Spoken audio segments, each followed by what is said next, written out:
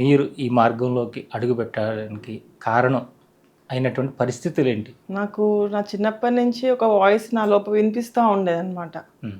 అంటే మామూలుగా చిన్నప్పుడు నేను 7th క్లాస్‌లో ఉన్నప్పుడు అనుకుంటా, హ్మ్. మాకు సంతోష్ మాత గుడికి వెళ్తా ఉండే. స్విమ్మింగ్‌కి వెళ్ళే దారిలో హ్మ్. ఒక 7 డేస్ ఏమో వెళ్ళాను. వెళ్ళడంతోనే అమ్మవారు కనిపించారు. నైట్ నేను పడుకున్నాను. నా దగ్గర నిల్చొని రమ్మని పిలుస్తుండే అనమాట. హ్మ్.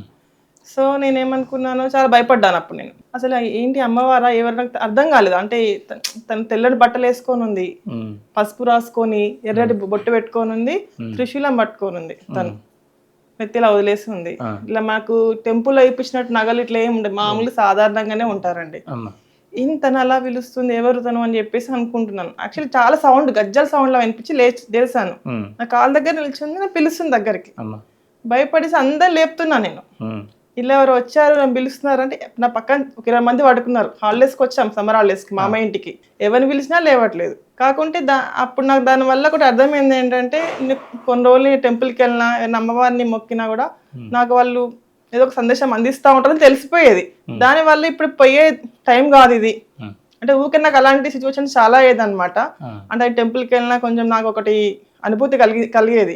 బట్ ఇప్పుడు అందులో వెళ్ళేది నేను టైం కాదు, ఇంకా టైం ఉంది అని అనుకుని నాకు నేనే ఎక్కువ పూజల జోలికి, టెంపుల్ జోలికి వెళ్ళేదాన్ని కాదు ఎందుకు. ఇంకా పోను పోను ఏంటంటే చెప్పాలి అంటే నా జీవితంలో చాలా కష్టాలు అనుభవించాను. అంటే నేను అలా అయితే కూడా అనుకోలేదు, అనుకోకుండా జరగడం అవి.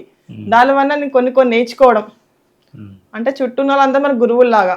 హ్మ్. మన గురువులు చేయబట్టి మనకి కొన్ని కొన్ని తెలియని కూడా తెలుసుకొని అది దాటి ముందుకు వెళ్ళిపోతూ ఉంటాం అనమాట. అవును. ఈ ధ్యానం అనేది మీకు ఎవరి ద్వారా పరిచయం అయింది? మీరు ఎప్పటి నుంచి ధ్యానం చేయడం మొదలుపెట్టారు? 6 ఇయర్స్ నుంచి ఏంటంటే ఒక టైంలో నేను ఇంకా దేవుడు అంటే అప్పటి వరకు నేను అన్ని సిచ్యువేషన్స్ పట్టుకొని ఉండేదన్నమాట.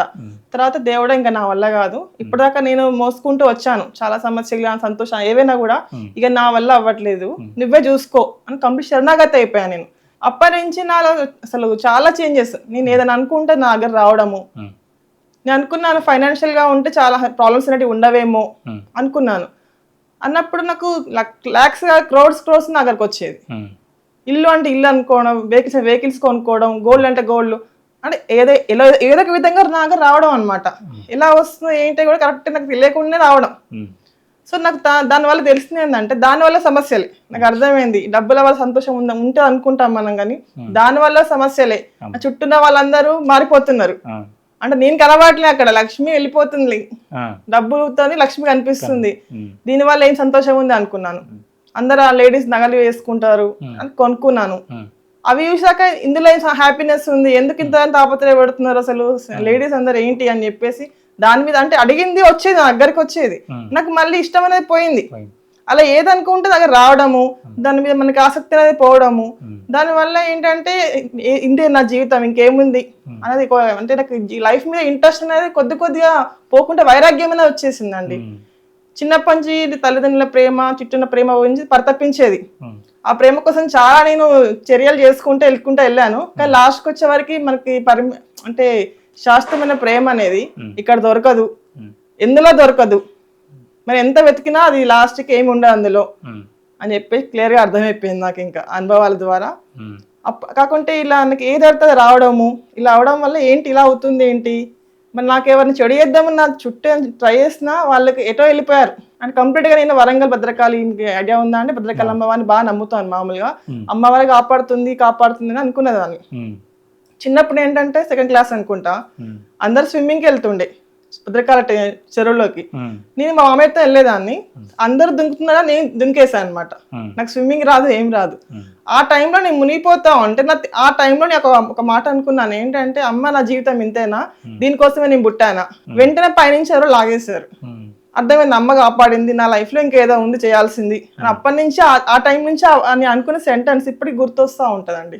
అయితే ఆ రోజు సంతోష్ మాత అమ్మవారిని 7th క్లాస్ లో కనిపించినప్పుడు నాకు అది తెలియలేదు. అమ్మమ్మకి చెప్పాను, అమ్మమ్మ ఇలా కనిపించింది నైట్ ఇట్లా అంటే, నువ్వు రోజు గుడికి వెళ్తున్నావు ఏమైనా అంటే, అవును వెళ్తున్నా, మామయ్యతో వెళ్తున్నానంటే, సంతోష్ మాత అమ్మవారా పసుపు పూసుకుంది, బొట్టు పెట్టుకుంది, ఇలా ఉంది అంటే సంతోష్ మాత అమ్మవారు తను అని చెప్పేసి మొక్కుపిచ్చింది అనమాట.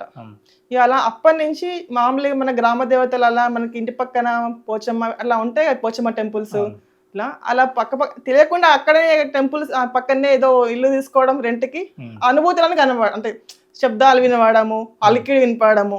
నేను మొక్కునేదాన్ని, అమ్మ నువ్వు తిరుగుగా నాకు కనిపించకు, నాకు భయం వేస్తుంది నాకు, మళ్ళీ ఇప్పుడు ఈ జాసలో నేను రాలేను, ఒక ఫ్యామిలీ ఉంది, పిల్లలు ఉందని అనుకునేదాన్ని అనమాట. అలా అలా నేను కొంచెం అవాయిడ్ చేసుకుంటూ వచ్చేదాన్ని.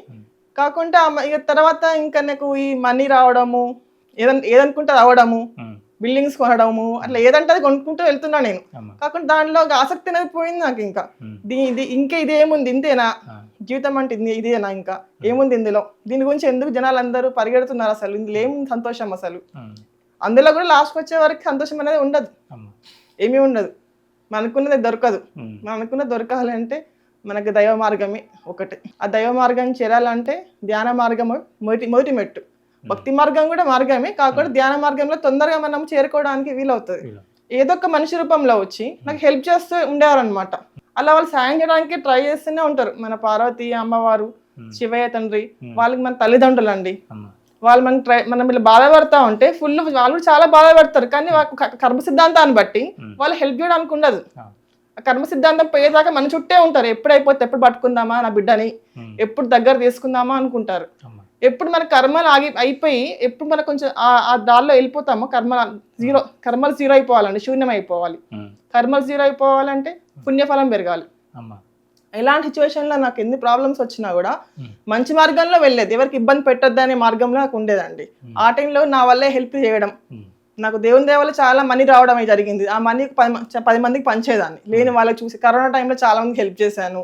అంత దేవుడిచ్చింది, నాదేం లేదు కదా అని చెప్పేసి దేవుడిచ్చింది మళ్ళీ దేవునికి ఇవ్వడం అన్నట్టు, అంటే ప్రజలకు ఇస్తే దేవునికి ఇచ్చినట్టు అనుకునేదాన్ని నేను. ఈ మధ్య ప్రశాంతంగా ఉంటున్నాను, ఎలాంటివి ఏమీ లేవు, ప్రశాంతంగా ఉంటున్నాను. తర్వాత ఇక నా డబ్బులు వస్తున్నాయి కదా, నాకు మళ్ళీ వద్దు దేవుడానికి, ఇంకా దీనివల్ల చాలా ప్రాబ్లమ్స్ అవుతున్నాయి. ఇక మనీ వల్ల నాకు ఎంతో అంత సరిపోతుంది, నాకు ఇల్లు వెళ్తే సరిపోతుంది, నాకు ఇంతకన్నా వల్ల ఇబ్బందులు అవుతున్నాయి. అసలు వచ్చే వే నుంచి నేను కట్ చేసుకున్నాను. అంటే నేను చేసే జాబ్ నుంచి నేను బయటకు వచ్చేసాను, కన్సల్టెన్సీలో వేసాను అనమాట. కన్సల్టెన్సీలో వద్దని బంద్ చేసుకున్నాను నేనే. షాప్ ఉంటే బాగుండు అంటే ఓన్ షాప్ ఇప్పించాడు దేవుడు. ఎలా వచ్చిందో తెలియదు, అలా వచ్చేసింది. ఓన్ షాప్ కొనుక్కున్నాను. ఆ పక్కన నైబర్ ఉండే అనమాట, ఫ్రెండ్ విరూప అని. ఇద్దరం కలిసి లా ఆఫ్ అట్రాక్షన్ చెప్పి, మామూలుగా యూట్యూబ్ లో ఫ్రెండ్స్ చూస్తూ ఉంటాం కదా, ఒక అమ్మవారు చెప్తా లా ఆఫ్ అట్రాక్షన్ ఇలా ఉంటుంది ఇలా అంటే, మేము కూడా మామూలుగా 3 గంటలకి మామూలుగా ఏంటంటే ఆ టైంలో బ్రహ్మ ముహూర్తము, మనం ఇలా చేయడం వల్ల ఏంటంటే మనకి అనుకున్న కోరికలు తీరుతాయని చెప్పేసి మేము అనుకున్నాం. సరే ట్రై చేద్దాం, ఖాళీగానే ఉంటున్నాం కదా అని చెప్పేసి 3:30 గంటలకి 3కి లేసి కూర్చోవడం స్టార్ట్ చేశాను. కరెక్ట్ గా ఇప్పుడు శివరాత్రి 2 days ముందు. వెనక కన్స్ట్రక్షన్ అవుతుంది, బాగా సౌండ్స్ అవుతుండే, ఫోకస్ రావట్లేదు. సడన్ గా కూర్చున్నాను, నా లోపల నుంచి ఒక వాయిస్, నువ్వే వద్దనుకున్నావు కదా, మళ్ళీ ఎందుకు లా ఆఫ్ అట్రాక్షన్ చెప్పి నన్ను ఎన్నిసార్లు టెస్టులు చేస్తావు నన్ను, నువ్వు ఏదైతే ఇస్తున్నాను, నువ్వే వద్దనుకున్నావు మళ్ళీ ఎందుకు అడుగుతున్నావు అని నా లోపల నవ్వడం, ఎవరు నవ్వినట్టుగా నాకు అలా వినిపించడం. నాకు అప్పుడు నేను రియలైజ్ అయిపోయాను, ఏంది నేనే వద్దనుకున్నాను, మళ్ళీ నేనే ఎందుకు అడుగుతున్నాను, అసలు ఏ దారిలో వెళ్తున్నా అసలు నేను. అప్పుడు నాకు రిలేషన్ వచ్చిందండి, ఇక బాహ్య ప్రపంచం వైపు కోరిక వదిలేసే, నువ్వు నా ధ్యాసలోకి రా అని చెప్పేసి నాకు వినిపించిందండి. నా దారి ఏంటో అర్థమైపోయింది. ఇంకా నేను కూర్చోవడం, ఇంకా నేను వెములవాడకి వెళ్ళేసి వచ్చాను శివరాత్రి ముందు. శివరాత్రి తెల్లారి నుంచి కూర్చోవడం స్టార్ట్ చేశానండి.